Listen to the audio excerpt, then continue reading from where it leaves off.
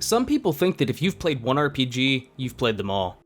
The typical fantasy story of a party going off to destroy all evil in the land, fighting the only way they know how, by taking turns. Usually a person might be turned off to an RPG because of the turn-based combat and how stale it can sometimes get, but some games know how to get someone a little bit more interested in the gameplay. We start off with one of the most outlandish series that exists, the Mother series. While the first game follows conventional RPG mechanics, the later games do change it up. Mother 2, or Earthbound as it's known outside of Japan, doesn't follow the typical random battle system. Out in the field you can see all the enemies sitting around attacking you if you get close enough. Like this, you can get the drop on enemies, getting an extra attack if you approach them from behind. Or they can get the drop on you if they do the same. Or you can just avoid them if you want, and if you're a high enough level, battles just end in an automatic victory, which prevents both unnecessary grinding and makes backtracking easier. When in battle, damage isn't just chunked away from your health total, it rolls down. So, if you manage to heal yourself or end the battle before it gets to 0, you're still in the fight. Mother 3 has all of these and one more mechanic, rhythm battles. If you time your button presses correctly, you can do more damage with each hit. Granted, each enemy's rhythm is different, and the only way to figure out what an enemy's rhythm is to put them to sleep to hear their heartbeat. Personally, I think this mechanic is dumb. Not the time button presses that do more damage, just the extra work you have to do to get there. Luckily, it's not a required mechanic, so you can just go back to wailing on small animals with baseball bats like you've been doing this whole time. Undertale is the prime example of how to turn conventional RPG mechanics on their head.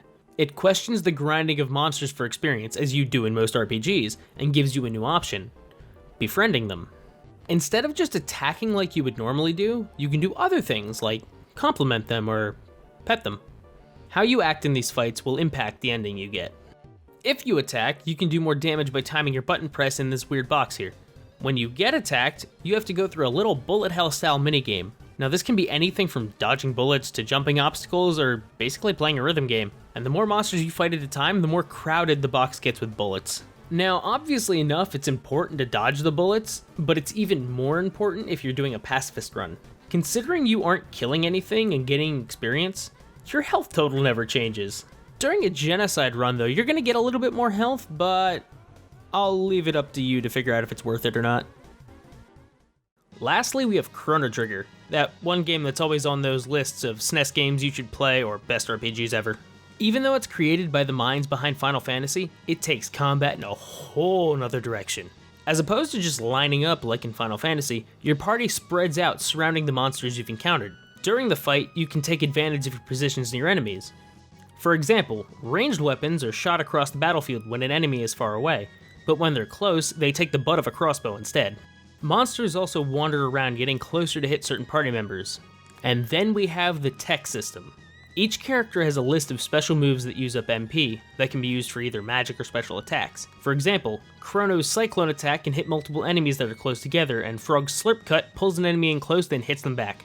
As you win battles, you gain tech points, just like experience. When you get enough points, you unlock a new move. Now, depending on your party makeup, you can also combine these tech moves. As long as they're ready and have enough MP, they can combine their tech moves into better moves like Aura Whirl to heal the whole party or X-Strike to deal more damage to a single enemy. This isn't just limited to 2 party members, it can be done by the whole party too. And that's pretty cool. Now out of these 3 games, I obviously enough have favorite mechanics from each one. In the Mother series, I really like the auto win mechanic. Backtracking becomes so much easier when you don't have to keep fighting the easiest enemies over and over again. In Undertale, I really like how you can avoid attacks through the minigame, and how what you have to dodge relates to the enemy you're fighting in some way, like flies from a frog or bones from a skeleton.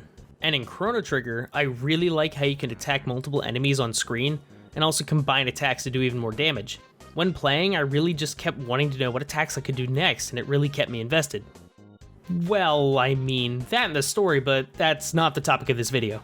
Clearly, it's not that hard to change up traditional RPG mechanics to make a game more interesting. So here's the hope the genre doesn't go stale.